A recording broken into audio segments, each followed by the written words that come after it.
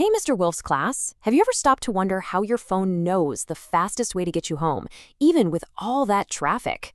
Or, how a social media app suggests someone you literally just met? Well, it's not magic. It's this hidden world of math called discrete mathematics.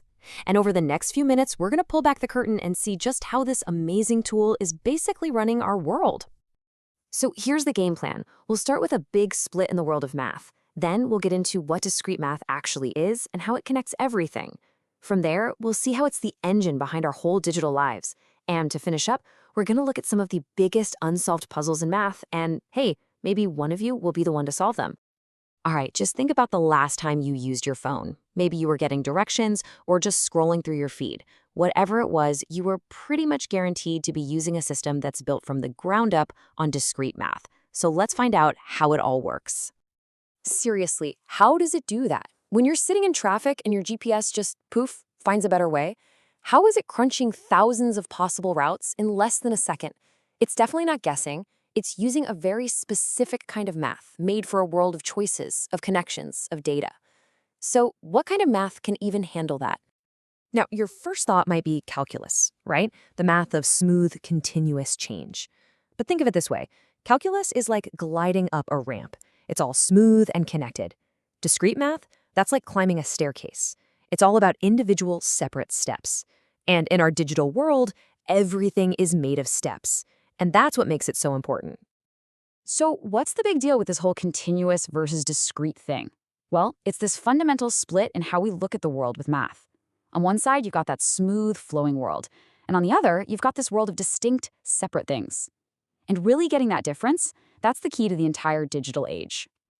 Let's use your music playlist as an example. You could have 10 songs, 20 songs, 100 songs, but you can't have 10 and a half songs, right? That just doesn't make sense. That's because the number of songs is a discrete value. So discrete math is basically the toolkit we use to work with all of these countable, separate items.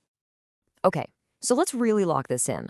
Continuous math is the ramp. You can be at any fractional point you want along the way. Discrete math is the staircase. You're on one step or you're on the next one. There's no in between. And when you think about computers, which run on billions of little on or off switches, just ones and zeros, everything is a step. That's why discrete math isn't just part of computer science, it's the language that computer science actually speaks.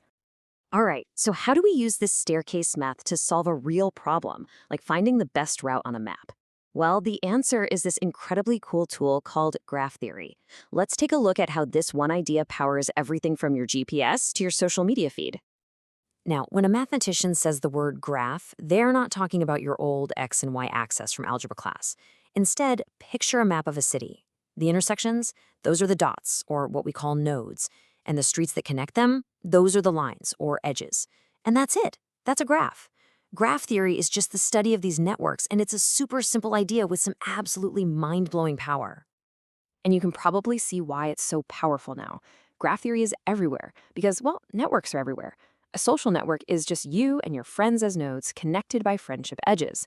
Your GPS sees the world as a giant graph of intersections and roads, and then it runs a little recipe, an algorithm, to find the shortest path between two nodes.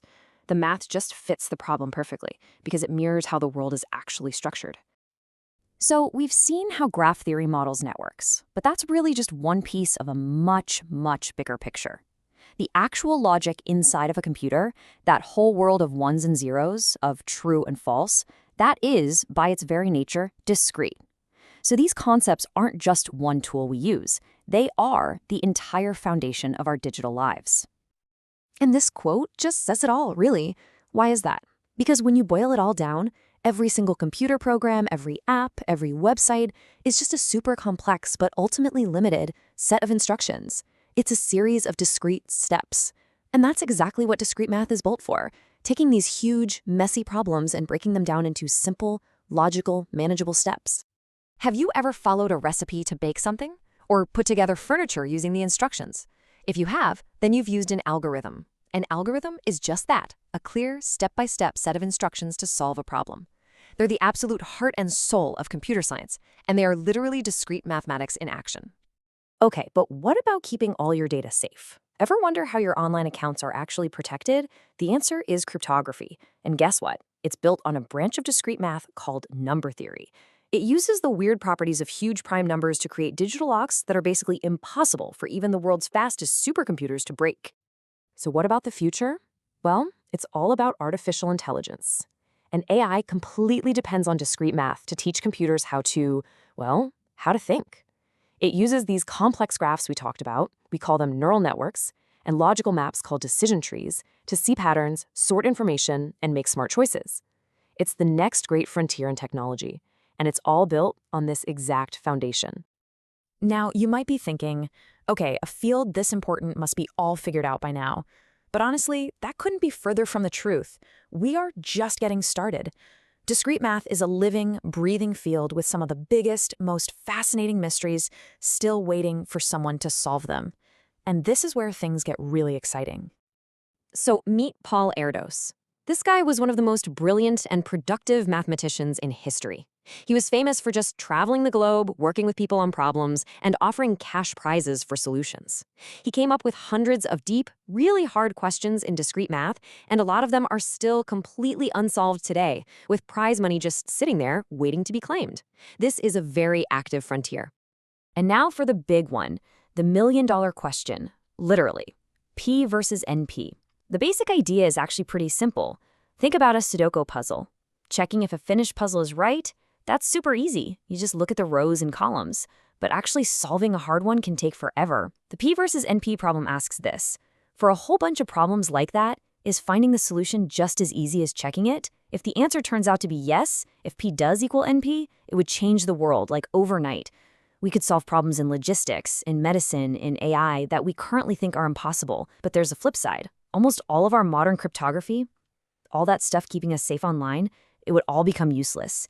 It is one of the deepest questions out there. So the very same mathematical ideas that power your phone are also at the heart of the biggest unsolved questions in science and technology. This isn't just something you learn for a class. It's a toolkit for understanding and actually building the future. The field is wide open. The problems are out there, waiting. So the only real question left is, which one are you going to solve?